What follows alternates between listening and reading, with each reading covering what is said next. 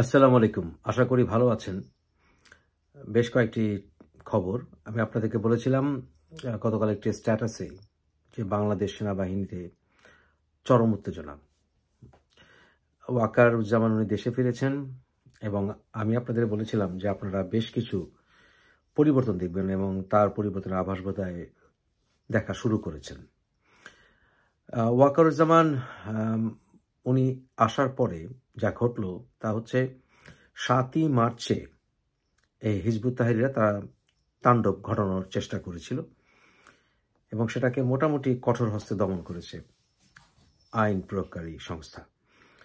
এই হিজবুত তাহরিরের কথা শেখ হাসিনার পতনের পরে সবচেয়ে প্রথম আমিই বলেছিলাম, নিশ্চয়ই মনে আছে আপনাদের সেই কথা, এবং আমি আপনাদের বলেছি পুরো বাংলাদেশ মোটামুটি এখন হিজবুত তাহরির, জামাত এবং এদের নিয়ন্ত্রণে।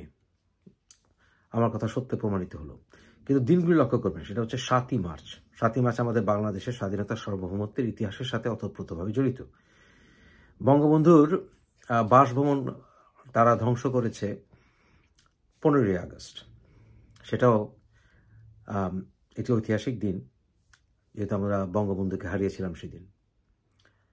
সামনে ২৬শে মার্চে তারা আরেকটি তাণ্ডব চালানোর চেষ্টা করবে।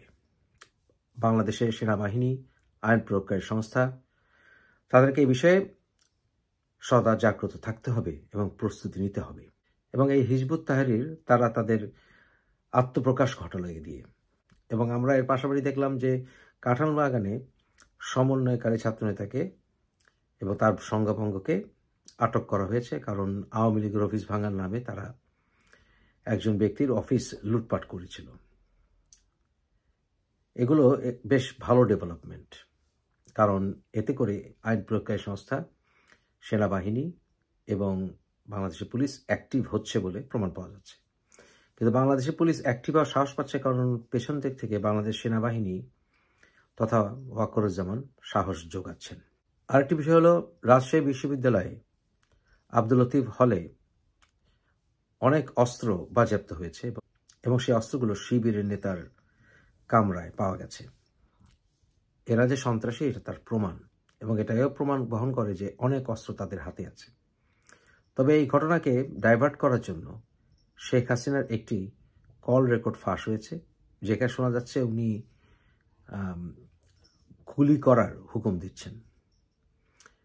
গুলি করার হুকুম দিচ্ছেন কি বলছেন? পেলে গুলি করতে, শুট অন সাইট, ন্যাশনাল সিকিউরিটির কারণে সরকার ঘোষণা করতে পারেন। সরকারের বিরুদ্ধে যদি সশস্ত্র আন্দোলন শুরু হয় এবং সেখানে যদি নাগরিকের জানমাল বিপদে পড়ে, ন্যাশনাল সিকিউরিটির কারণে শুট অন সাইটের হুকুম দেওয়ার অধিকার সরকার প্রধানের থাকে। কিন্তু এগুলো সবই আসলে আইনের বিষয়, প্রমাণের বিষয়, কখন কি পরিস্থিতিতে, এবং এখানে প্রিন্সিপাল অফ নেসেসিটি আছে, এগুলো দেখার বিষয় আছে। তাই শেখ হাসিনা উনি দেখামাত্র গুলি করার হুকুম দেয়া মানে উনি বেআইনি কাজ করেছেন, বা সাধারণ সিভিলিয়ানদেরকে উনি হত্যা করতে বলেছেন, বা নিরস্ত্র সাধারণ ছাত্রদেরকে হত্যা করতে বলেছেন, তা কিন্তু সেখান থেকে প্রমাণ হয়নি। তাই সরকার যেন বিষয়টাকে ডাইভার্ট করার চেষ্টা না করে যে শিবির এবং হিজবুতি এবং তাদের সমর্থকদের হাতে প্রচুর অস্ত্র আছে এবং তাদেরকে অবশ্যই নিরস্ত্র করতে হবে। আর সর্বোপরি শুনলাম পিঙ্কু নাকি হাসপাতালে একটি ছোট সার্জারি, ভালো, সার্জারিটা সফল হোক। এবং কিন্তু সার্জারির পরে একজন আলেমকে দিয়ে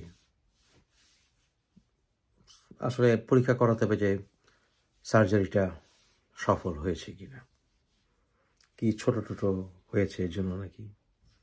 ঠিক আছে, বড় করার জন্য যদি সার্জারি হয়, জাতি জানতে চায়।